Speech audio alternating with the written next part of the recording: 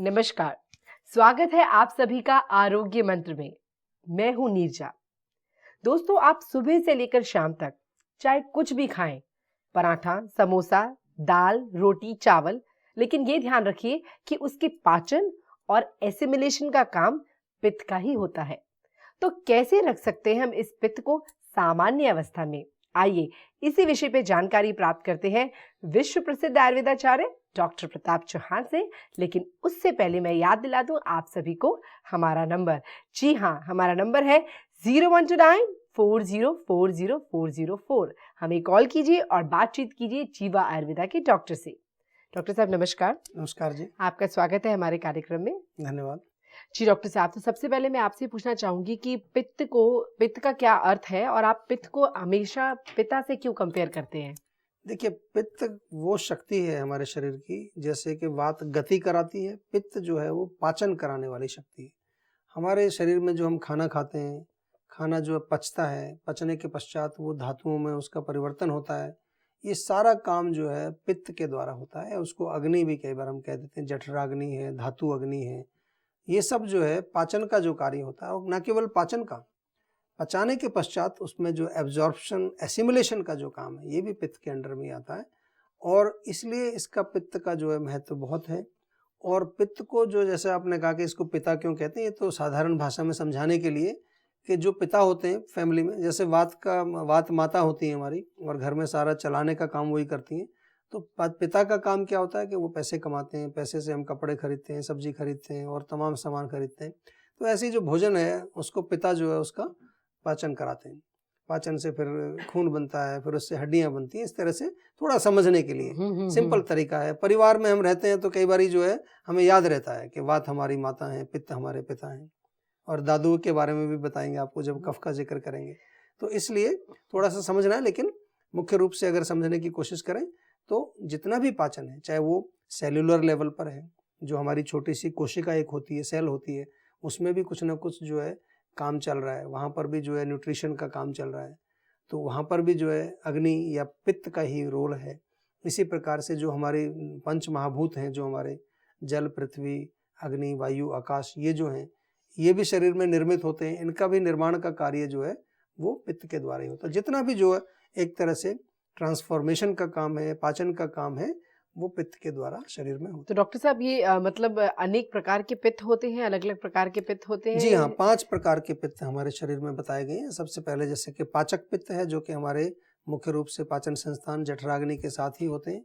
उसके बाद आलोचक पित्त, जो कि हमारी आँख के अंदर रहते हैं, और वो दृष्टि जो हमारी विजन जो है उसके लिए रिस्पॉन्सिबल है। अगर आलोचक पित्त हमारा बिगड़ेगा तो हमारी दृष्टि में विकार आएगा। कई बार लोग कहते हैं जी आंखों में बड़ी जलन होती है, आंखों में बड़ी खुजली होती है, आंखों की रोशनी भी खराब हो रही है, आंखों में मेरे खराबी आ गई है, तो वहाँ पर पित्त प्रकोपित हुआ है। इसी प्रकार से पेट में जलन हो रही है, पेट में हाइपर एसिडिटी हो रही है, तो आपका पाचक पित्त बिगड़ गया है। और इसी प्रकार से जो एक होता है हमारा ये रंजक पित्त होता है जी, जो हमारे लिवर के अंदर, यकृत प्लीहा जिसको हम कहते हैं, स्प्लीन के अंदर जो रक्त का जो रंजन, यानी कि जो रक्त का कलर आता है, रक्त का निर्माण जहाँ पर होता है, वो रंजक पित्त है। भ्राजक पित्त होता है जो हमारी त्वचा में जो ये स्किन का आपका कलर होता है, उसको भ्राजक पित्त बोलते हैं।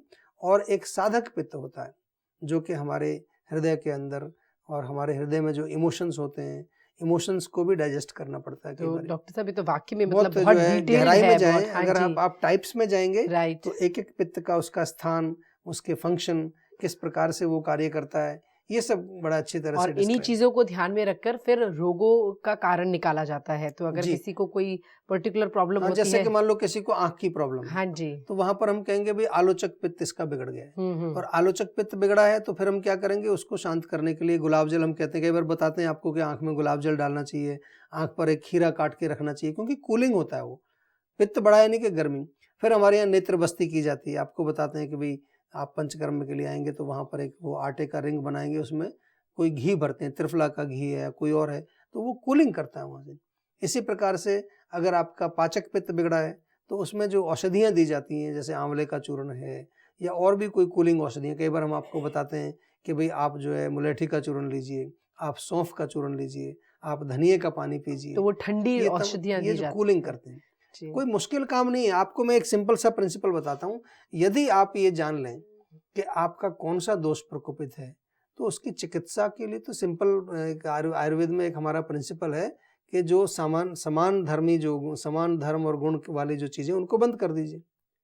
सर्वदा सर्वभावानां सामान्यम वृद्धि कारणम, ऐसा एक श्लोक आता है कि हमेशा जो है जो समान गुण धर्म वाले जो वस्तुएं होंगी वो उस चीज़ को बढ़ाएंगी और उसके जो विपरीत वाली होंगी वो उसको घटाएंगी। तो ये जो है हम आपको बार बार ये समझाते हैं कि थोड़ा सा इस पर ध्यान देना चाहिए आपको कि आपका शरीर क्या उसमें विकृति है और किस प्रकार से उस विकृति को आपको जी ठीक डॉक्टर साहब, और ये तो मैं बात बिल्कुल कहूंगी कि आपके इस शो के जरिए जी। में बहुत लोगों में एजुकेशन आया है, बहुत लोगों में अवेयरनेस आई है आयुर्वेद जी। के प्रति, जी क्योंकि इससे पहले लोग समझते ही नहीं थे आयुर्वेद क्या है।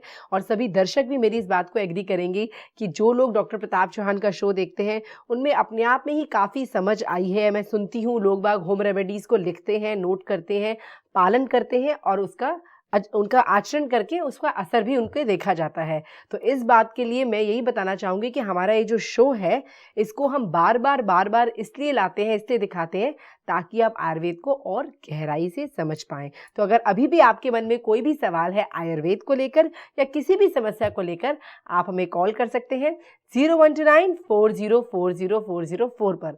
वक्त आ गया एक छोटे से ब्रेक का, हम आपसे मिलेंगे इस ब्रेक के बाद।